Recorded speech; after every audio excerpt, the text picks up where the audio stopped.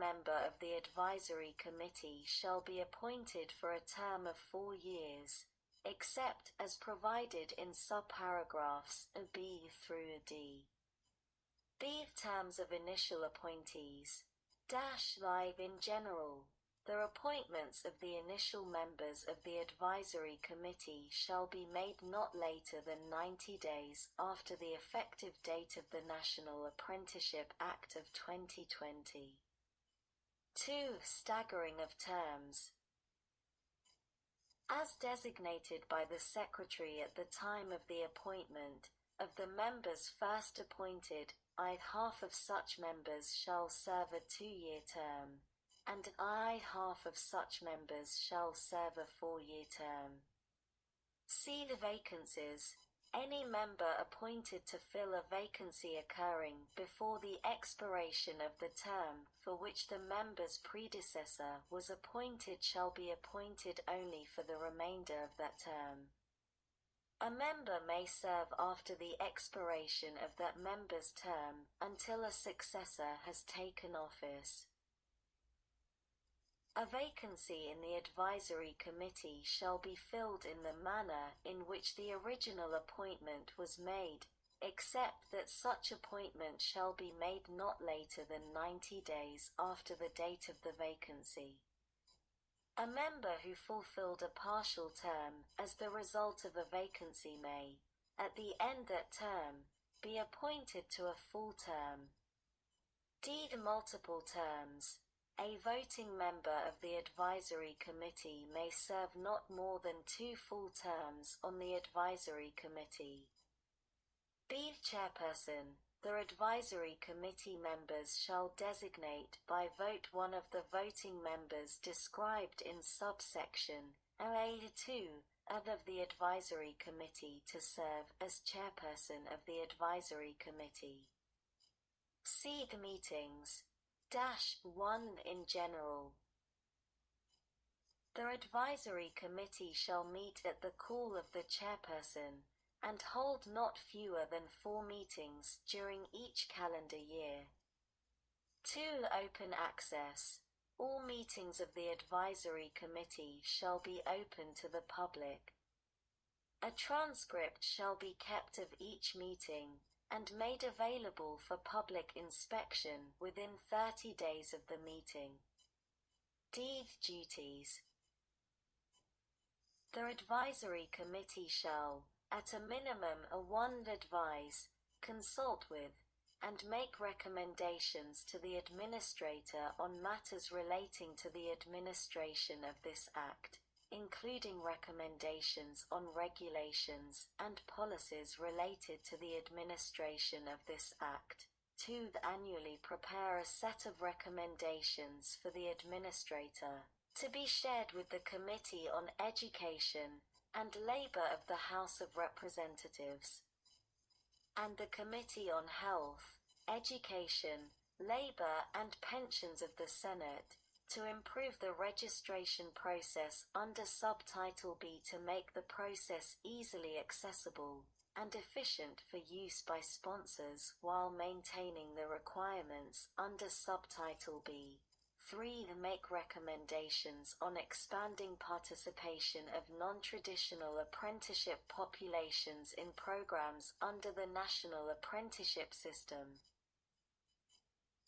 4. Review apprenticeable occupations, and, based on reviews of labour market trends and changes, make recommendations to the administrator on whether to make updates to apprenticeable occupations under Section 111(b)(5), or B. Convene sector leaders and experts under Section 111(b)(5)(c) for the establishing specific frameworks of industry-recognized occupational standards, and 5. Make recommendations on the development of demonstrations projects as described in Section 132(f).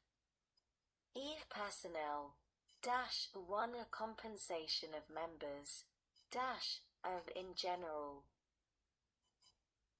A member of the advisory committee, who is not an officer or employee of the federal government, shall be compensated at a rate equal to the daily equivalent of the annual rate of basic pay prescribed for Level IV of the Executive Schedule under Section 5315 of Title V, United States Code, for each day, including travel time, during which the member is engaged in the performance of the duties of the advisory committee.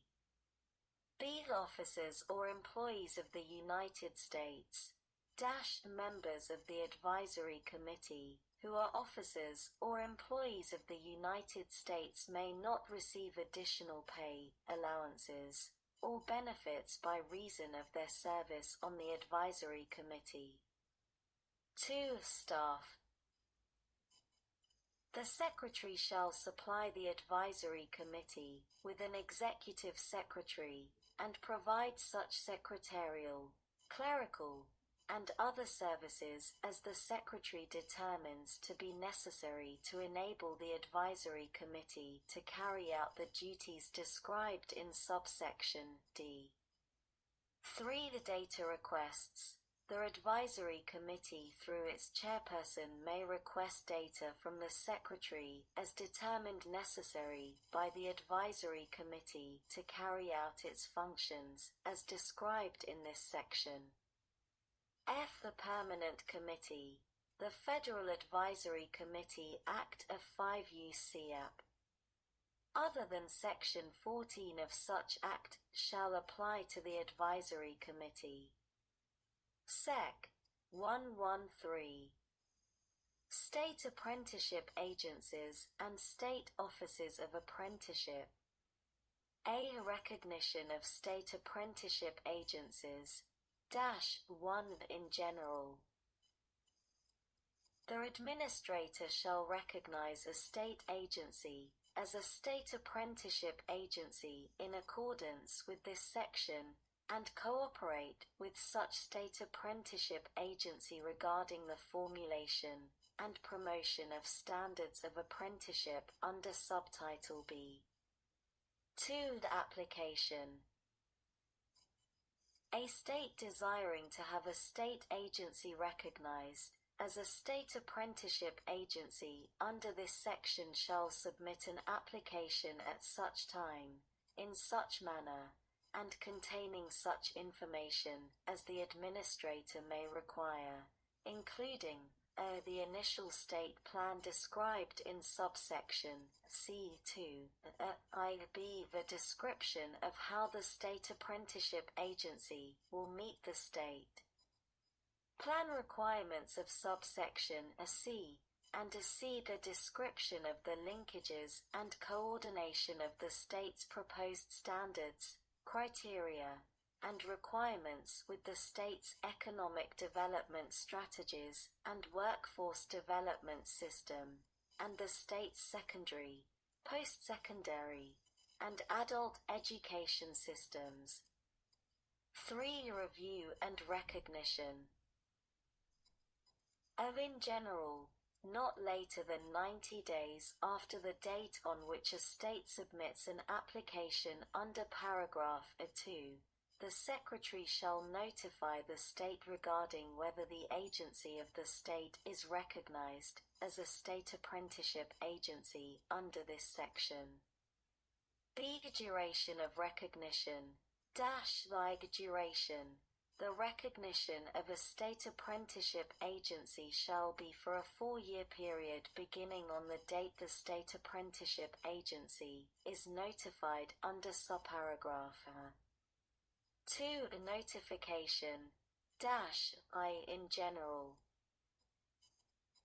The Secretary shall notify a state apprenticeship agency not later than 180 days before the last day of the 4-year period regarding whether the state apprenticeship agency is in compliance with this section.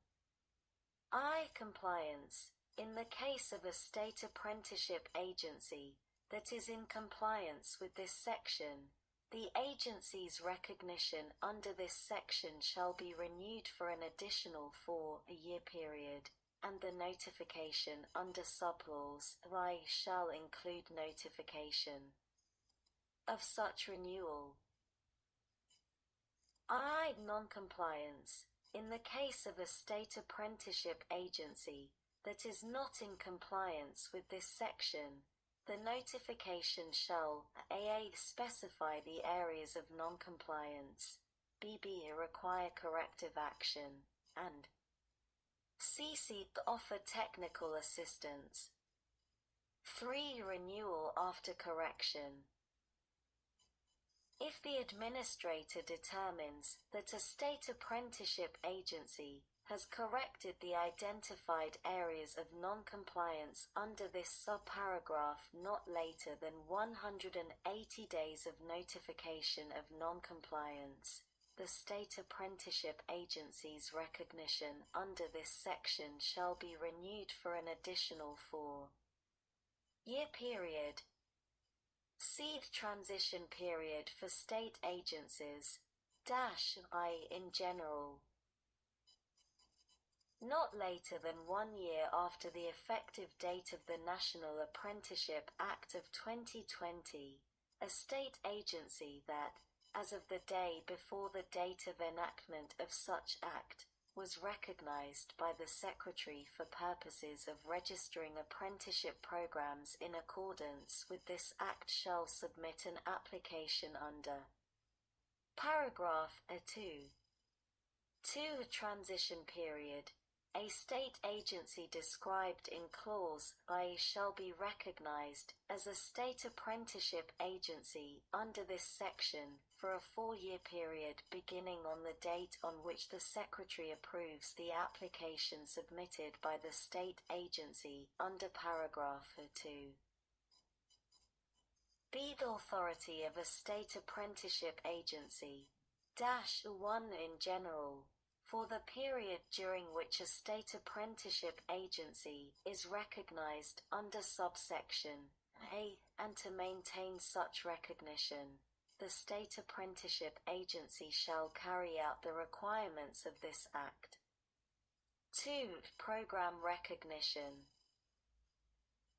With respect to a state with a state apprenticeship agency, the state apprenticeship agency shall have sole authority to recognize and register a pre-apprenticeship, youth apprenticeship, or apprenticeship program in such state, which shall include the determining whether such program is in compliance with the standards for such program under Section 122. B. In the case of such a program that is in compliance with such standards, recognizing the program and providing a certificate of recognition for such program. C. Providing technical assistance to current or potential sponsors. And a D. In the case of such a program that fails to meet the requirements of this Act, providing for the withdrawal of recognition of the program in accordance with Section 131B. 3. State Apprenticeship Council in general, a state apprenticeship agency shall establish and continue to use a state apprenticeship council, which shall operate in compliance with the requirements of this Act under the direction of the state apprenticeship agency. B. Composition. A state apprenticeship council may be regulatory or advisory in nature, and shall be composed of persons familiar with apprenticeable occupations, and be fairly balanced, with an equal number of representatives of employer organizations, including from non-traditional apprenticeship industries or occupations, representatives of labor organizations or joint labor management organizations, including from non-traditional apprenticeship industries or occupations, and public members. And 3. To the extent practicable, have not less than one member, who is a member of the State Workforce Board. See Special Rule. A State Apprenticeship Council shall